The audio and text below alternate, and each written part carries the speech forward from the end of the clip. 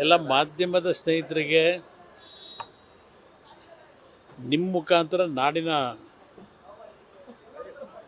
ದೇವೇಗೌಡರ ಒಂದು ಅಭಿಮಾನಿಗಳೇನಿದ್ದಾರೆ ಯಾವುದೇ ರೀತಿಯ ಸಮಸ್ಯೆ ಇಲ್ಲ, ಸಂಪೂರ್ಣ ಆರೋಗ್ಯವಾಗಿದ್ದಾರೆ. ಅದು ಗಟ್ಟಿ ಜೀವ, ಅವ್ರಿಗೆ ಭಗವಂತನ ಆಶೀರ್ವಾದ ಇದೆ.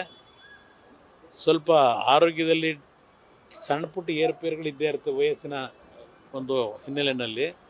ಸ್ವಲ್ಪ ಜ್ವರ ಮತ್ತು ಕಫ ಎರಡೂ ಇದರಿಂದ ಬೇಕಾದ್ರೆ ಮೊನ್ನೆ ಡೆಲ್ಲಿನಲ್ಲಿ ಒಂದು ವಾರ ಸೆಷನಲ್ಲಿ ಹೋದಂಥ ಒಂದು ಹಿನ್ನೆಲೆಯಲ್ಲಿ ಅಲ್ಲಿಯ ಒಂದು ವೆದರಿಂದ ಸ್ವಲ್ಪ ದೇಹದ ಮೇಲೆ ಸ್ವಲ್ಪ ಪರಿಣಾಮ ಆಗಿದೆ.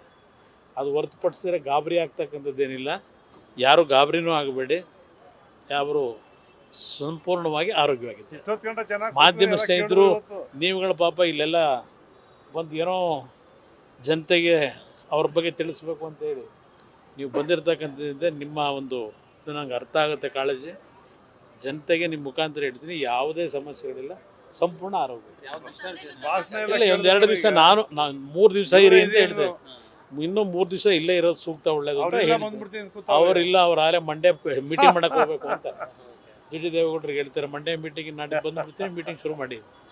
ನಾನು ಹೇಳಿದ್ರೆ ಮೀಟಿಂಗ್ ಎಲ್ಲ ಮಾಡೋರಿಗೆ ಒಂದು 3 ದಿನ ಸಂಪೂರ್ಣವಾಗಿ ರೆಸ್ಟ್ ತಗೊಂಡು ಆಮೇಲೆ ನಿಮ್ಮ ಕಾರ್ಯಕ್ರಮ ಪ್ರಾರಂಭ ಮಾಡೋರು ಅಂತ ಹೇಳ್ಬೋದು. ಏನು ಸಮಸ್ಯೆ ಇಲ್ಲ.